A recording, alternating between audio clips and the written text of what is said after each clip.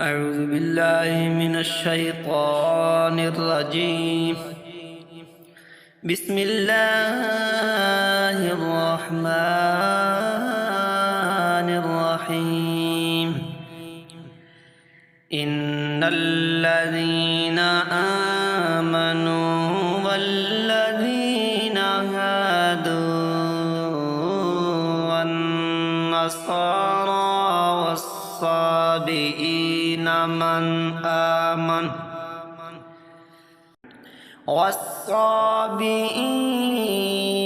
من آمن بالله واليوم الآخر وعمل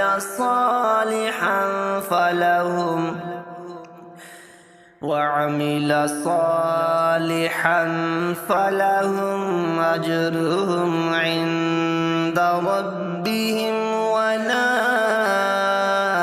خوف عليهم ولا هم يحزنون.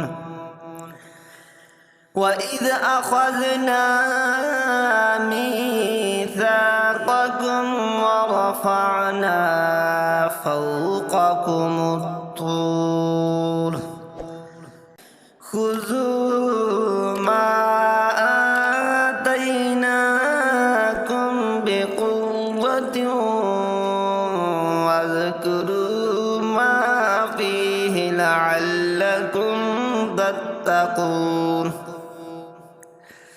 ثم توليتم من بعد ذلك فلولا فضل الله عليكم ورحمته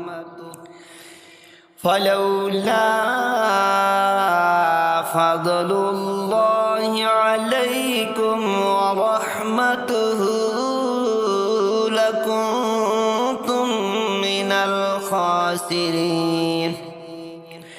ولقد علمتم الذين اعتدوا منكم في السبت فقلنا لهم كونوا قردة خاسئين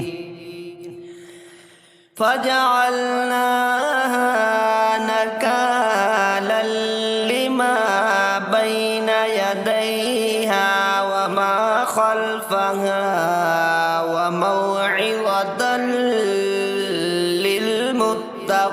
للمتقين. وإذ قال موسى لقومه إن الله يأمركم أن تذبحوا بقرة قالوا أتتخذنا هزوا قال أعوذ بالله أن أكون من الجاهلين. قالوا ادع لنا ربك يبين لنا ما هي قال إنه يقول إنها بقرة لا فارض ولا بكر عوان بين ذلك فافعلوا ما تؤمرون. قالوا ادع لنا ربك يبين لنا ما لونها قال إنه يقول إنها بقرة صفراء فاقع لونها تسر الناظرين. قالوا ادع لنا ربك يبين لنا ما هي إن البقرة تشابه علينا وإنا إن شاء الله لمهتدون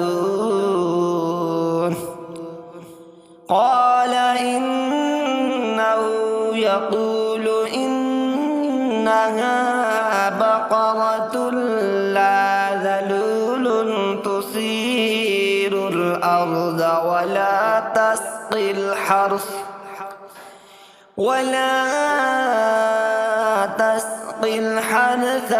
مسلمة لا شية فيها قالوا الآن جئت بالحق فذبحوها وما كادوا يفعلون